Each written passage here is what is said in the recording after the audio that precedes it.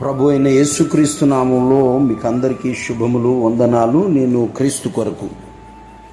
కాలం చాలా విలువైనది. చేజారిన నిమిషాన్ని ఏ సంపద వెనక్కి తీసుకురాలేదంటూ జాన్ డ్రైడన్ అనే దైవభక్తుడు చెప్పిన మాట. మనం కాలం గురించి తరచూ ఎఫెసీ పత్రికలో 5వ అధ్యాయము 15, 16, 17 వచనాలు చూస్తాం.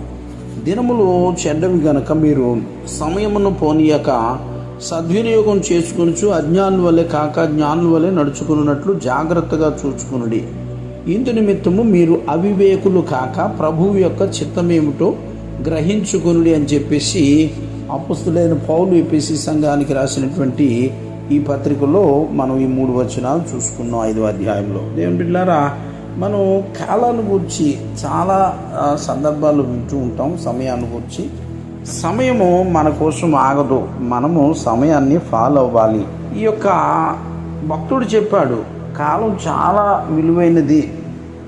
చేజారిన ఏ నిమిషాన్ని ఏ సంపద ఏ సొత్తు కూడా వెనక్కి తీసుకురాదు. నిన్నటి దినము నీది కాదు, రేపు నీ సొంతం కాదు, నేడే రక్షణ దినమని ఒక భక్తుడు చెప్పాడు. కాబట్టి మనం ఈ సమయాన్ని సద్వినియోగపరచుకోవడంలో మరింత విజ్ఞత, జ్ఞానము పొందాలి.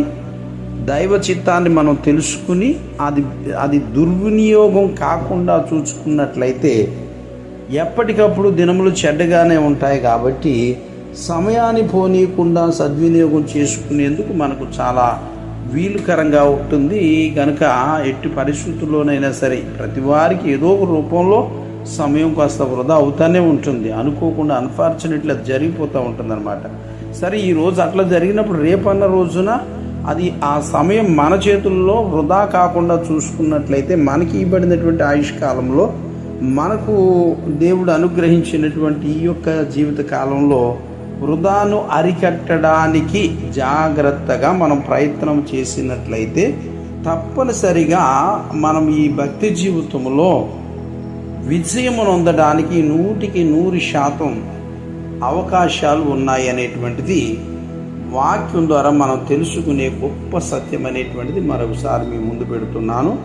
దేవుని బిడ్డలారా, సమయాన్ని పోనీయకుండా, కాలం విలువైంది కాబట్టి చేజారకుండా సమయాన్ని సద్వినియోగపరుచుకున్నట్లుగా ప్రభువు మనకు సహాయం చేయునుగాక.